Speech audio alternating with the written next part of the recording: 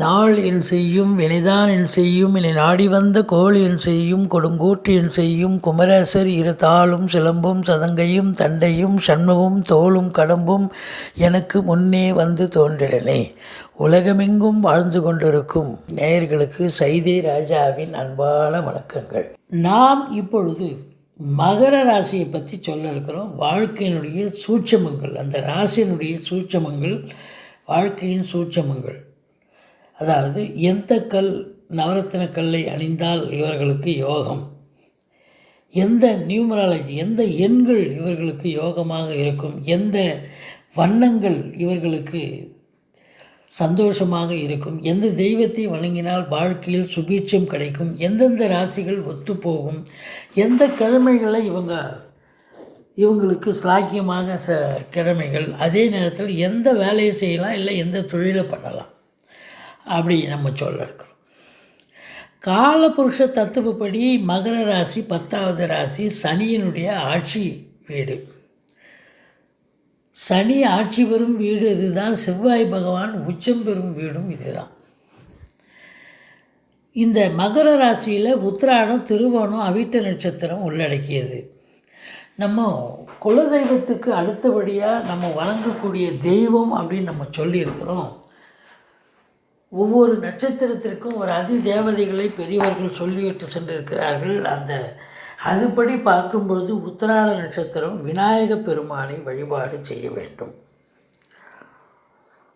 திருவோண நட்சத்திரத்திற்கு ஸ்ரீ அயகிரிவரை வழிபாடு செய்ய வேண்டும். அவிட்ட நட்சத்திரத்திற்கு ஸ்ரீ அனந்த சயன பெருமாள்.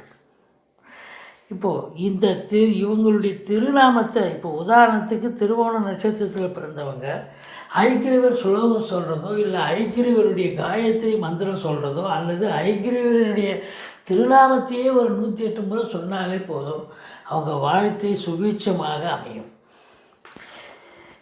இப்படி நம்ம அதாவது 27 நட்சத்திரத்துக்கும் நம்ம அதி தேவதைகளை சொல்லி வருகிறோம். இந்த மகர ராசி காலபுருஷ தத்துவப்படி இது 10வது ராசிங்க. 10 அப்படின்னும்போது சனி பகவான் ஆட்சி பெறும் வீடு. சனியனுடைய ஆதிக்கம் நிறைந்தவர்கள் இவங்க பார்த்திங்கன்னா விடாமுயற்சியும் தன்னம்பிக்கையும் வாழ்க்கையில் அதிகம் கொண்டவர்கள். உழைக்கிறதுக்கு அஞ்சவே மாட்டாங்க. சர்வசாதாரணமாக இவங்க எப்பொழுதும் உழைத்து கொண்டே இருப்பார்கள். எவ்வளோக்கு எவ்வளோ இன்புட்டு போடுறாங்களோ அவ்வளோக்கு எவ்வளோ அவுட்புட் கிடைக்கக்கூடிய ஒரு நிலை இவங்களுக்கு உண்டு. ஏன்னா அது கர்மஸ்தானம். எந்த அளவுக்கு உழைக்க முடியுமோ அந்த அளவுக்கு உழைக்க அவங்களுக்கு கண்டிப்பாக நல்லது நடக்கக்கூடிய ஒரு அமைப்பு. அதாவது சனியினுடைய ஆதிக்கம் இருப்பதால் செய்யும் தொழிலே தெய்வம் என்று நினைத்து இவர்கள் செயல்படக்கூடிய அன்பர்கள் இவர்கள். அதே நேரத்தில் சனி பகவான் ஒரு ஆன்மீக சக்தியும் ஆன்மீக சிந்தனையும் தருபவர். அதனால் இந்த ஆதிக்கம், சனியினுடைய ஆதிக்கத்தில் பிறந்தவர்கள் ஞானம் வெகு சீக்கிரத்திலோ இல்லை சின்ன வயசுலேயோ கூட ஞானம் கிடைத்து விடும் இவர்களுக்குன்னு சொல்லலாம். ஒரு சிலர் பார்த்தா ஒரு மாதிரி முனிவர்கள் மாதிரி, சாமியார்கள் மாதிரி அருள்வாக்கு தரக்கூடியவர்களாக இருப்பார்கள். இல்லை பார்த்தீங்க அப்படின்னாக்கா இன்ட்யூஷன், அவங்க என்ன நினைக்கிறாங்களோ அது கரெக்டாக அமையும். அப்படி ஒரு சில நிலைகள் இருக்கும். இவங்க பொறுத்தவரையிலையும் செவ்வாய் பகவான் உச்சம் பெறும் இடம் இது, இந்த இடம் தான். 4க்குடையவன் உச்சம் பெறுகிறான், 11க்குடையவன் உச்சம் பெறுகிறான். 4க்குடையவன் உச்சம் பெறலாம், 11க்குடையவன் பாதகாதிபதியாக. அப்போது இவங்க சனி பகவான் நீதிமானாக இருப்பதால் இவங்க சரியான ஒரு பாதையில் சரியாக சம்பாத்தியம் செய்து பொருளை சேர்த்தார்கள் என்று சொன்னால் இவர்களுக்கு வீடு வாசல் அமையும். இல்லைன்னா எவ்வளோக்கு எவ்வளோ சீக்கிரம் வருமோ அவ்வளோக்கு எவ்வளோ சீக்கிரம் இவங்க கைவிட்டு போகும். ஏன்னு சொன்னால் சனி பகவான் நீதிமான். நீதியும் நேர்மையுமாக கடைபிடிப்பவர்கள், நன்றாக உழைப்பவர்களுக்கு மாத்திரமே இவர்களுக்கு பொருளும் திருவருளும் கடவுளுடைய திருவருளும் கிடைக்கும் அப்படின்னு சொல்லலாம். 2ஆம் இடம் வந்து இவங்களுக்கு கும்பத்தினுடைய அதிபதியும் இவங்க சனி பகவான் தான். அவர் இந்த மகரத்துக்கு என்னன்னா ராசி அதிபதியாக இருக்கும் பொழுது 2ஆம் வீட்டில் ஸ்தானாதிபதியாக அவருக்கு அங்கே ஒரு அமைப்பு.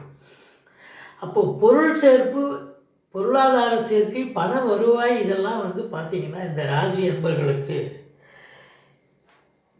உழைப்புக்கு ஏற்ற ஒரு ரெமுனரேஷன் கண்டிப்பாக கிடைக்கக்கூடிய ஒரு அமைப்பு இருக்குது. அடுத்தது 3ஆம் இடம். அதே நேரத்தில் 2 கூடியவனும் சனியாக இருப்பதால் இவங்க வந்து பெரும்பாலும் ஒரு பெரிய பெரிய கீ போஸ்ட்லாம் இவங்க இருக்க மாட்டாங்க. அவங்களுக்கு கீழே வேலை பார்க்கக்கூடிய ஒரு தொழிலாளர்களாகத்தான் இவங்க பெரும்பாலும் இருப்பாங்க. இல்லை சொந்த தொழில் புரியும் அன்பர்களாக இருப்பார்கள். சொந்த தொழில் புரிஞ்சாலும் இவங்க தான் ஓனரு, இவங்க தான் தொழிலாளின்னு தெரியாத அளவுக்கு அவங்க வேலையில் அவ்வளோ A to Z மும்முரமாக இருப்பாங்க. அதனால் இவங்க வாழ்க்கையில் வெகு சீக்கிரத்தில் தன்னுடைய உழைப்பினால், நீதி நேர்மையினால் வளரக்கூடிய அன்பர்கள் இவர்கள் என்று சொன்னால் மிகையாகாது. 3ஆம் இடம் அப்படின்னும்போது 3க்கும் 12க்கும் உடையவன் குரு பகவான் ஆட்சி பெறும் இடம். 3ஆம் இடமும் 12ஆம் இடத்துல குரு பகவான் ஆட்சி பெறுகிறார். அப்போது இளைய சகோதர சகோதரிகளால் அவங்களுடைய ஆதரவு இருக்குதோ இல்லையோ, ஆனால் அவங்களால செலவுகள் கண்டிப்பாக, ஏன்னா 12 கூடியவனும் அவனாயிடறான். அப்போ செலவுகள் கண்டிப்பாக அவங்களால கண்டிப்பாக ஏற்படக்கூடிய ஒரு நிலை இருக்குது.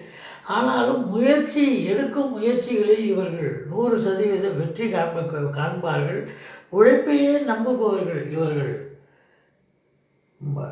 மற்றதை நம்ப மாட்டார்கள். தன்னுடைய உழைப்பையே தான் நம்பக்கூடியவர்கள் இவர்கள். அப்படிங்கும்பொழுது கண்டிப்பாக உழைப்பிற்கேற்ற, அதாவது மெய்வருத்த கூலி தரும்னு சொல்கிற மாதிரி இவங்க எவ்வளோக்கு எவ்வளோ வேலை செய்கிறாங்களோ அவ்வளோக்கு எவ்வளோ உள்ள ரெமுனரேஷனை எதிர்பார்க்கலாம். நேரம் நல்லா இருக்குது நல்லா இல்லைங்கிறது செகண்டரி. அந்த அளவுக்கு இவங்க அப்புறம் வந்து 4ஆம் இடம். 4ஆம் இடத்துல வந்து பார்த்தீங்கன்னு சொன்னால் உங்களுக்கு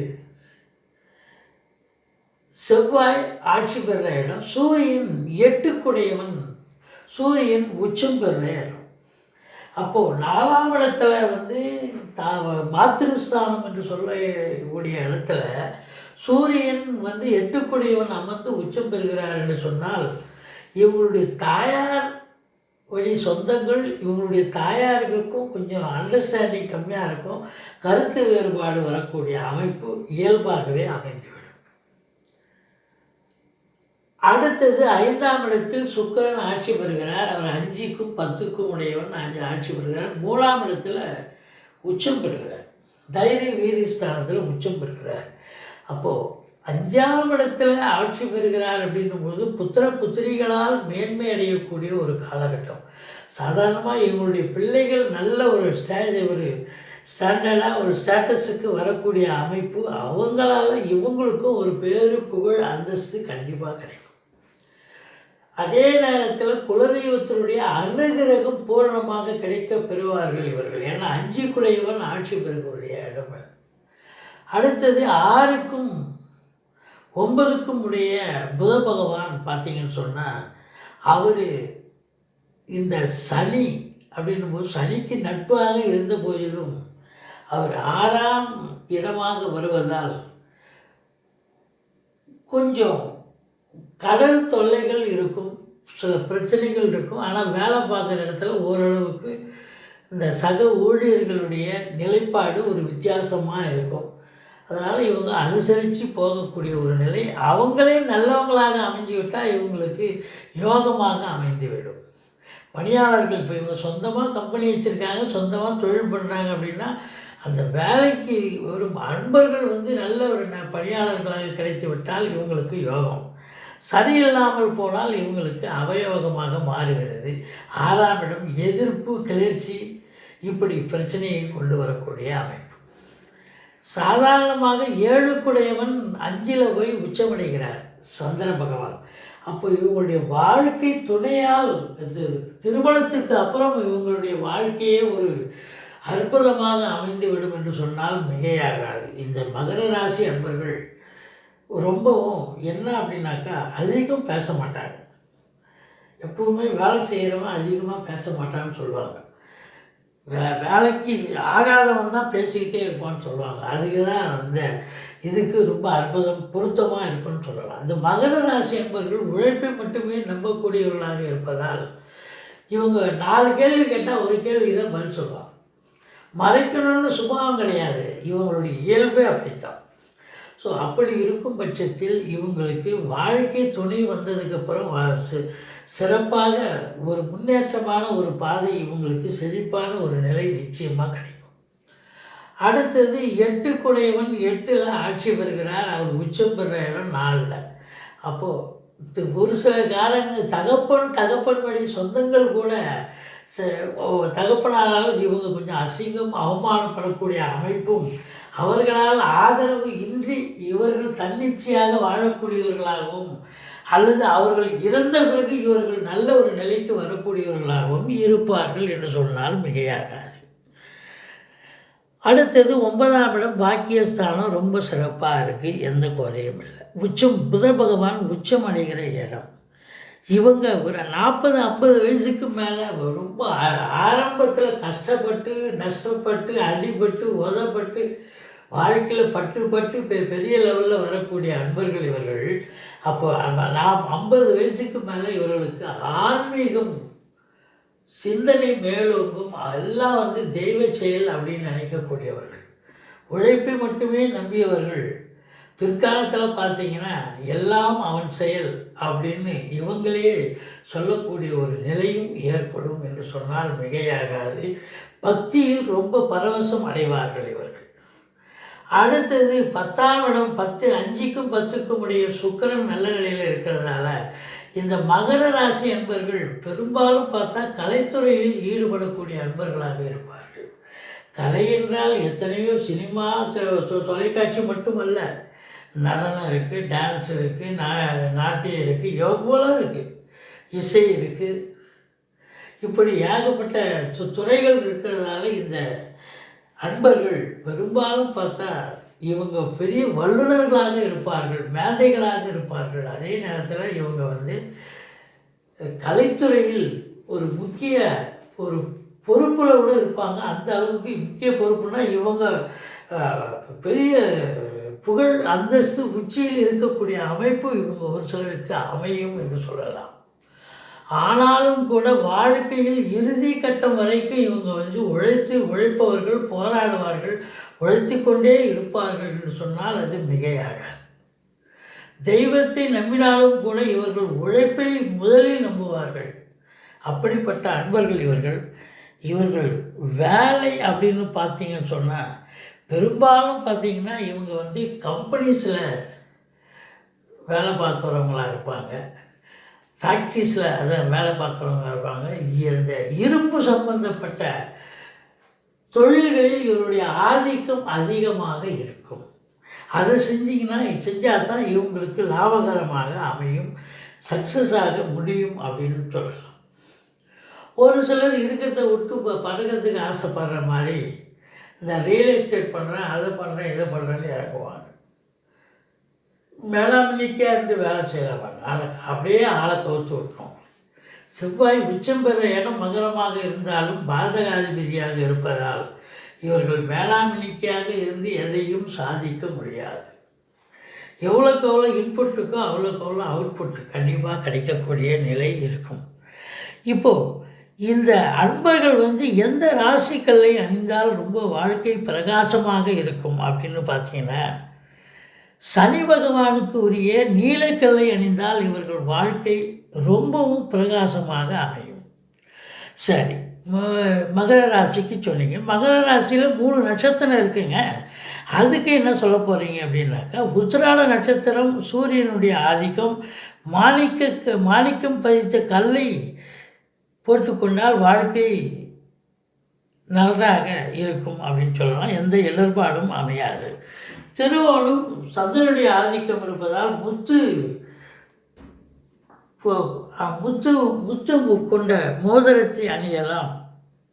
அதாவது வைரம் அதாவது என்ன சொல்கிறது, இந்த முத்துங்கிற ஒரு இது அணிஞ்சால் தான் அவங்க வாழ்க்கை சிறப்பாக இருக்கும்.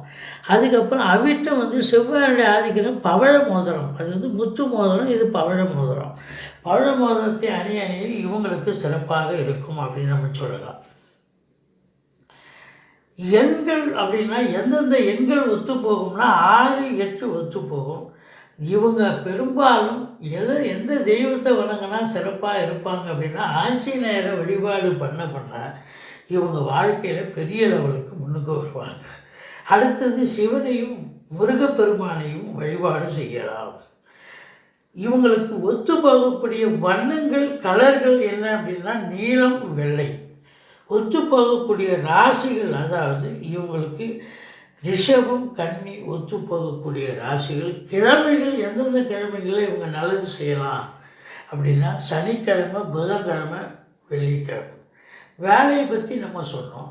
இவங்களை பொறுத்தவரையிலையும் 7ஆம் இடம் என்று சொல்லக்கூடிய கடகம், 9ஆம் இடம் என்று சொல்லக்கூடிய கன்னி, 10 குடையவன் துலாம், இந்த 4 ராசி அன்பர்கள், அதாவது 2ஆம் இடம் கும்பம் கூட ஓகே தாங்க. கும்பராசி, கடகராசி, அடுத்தது கன்னி ராசி, துலா ராசி. இந்த ராசிகளில் உள்ள அன்பர்களை இவர்கள் திருமணம் செய்தால் வாழ்க்கை சுபீட்சமாக இருக்கும் அப்படின்னு நம்ம சொல்கிறோம். மொத்தத்தில் பார்க்கும்பொழுது இந்த மகர ராசி அன்பர்களுக்கு இந்த முக்கியமான வாழ்க்கையினுடைய சூட்சமங்களை நாம் சொல்லி இருக்கிறோம். உங்களுக்கு எல்லா வளமும் கிடைக்க நான் எப்பொழுதும் பூஜிக்கும் ஸ்ரீ ராகவேந்திரரை வணங்குகிறேன். வாழ்க வளமுடன்.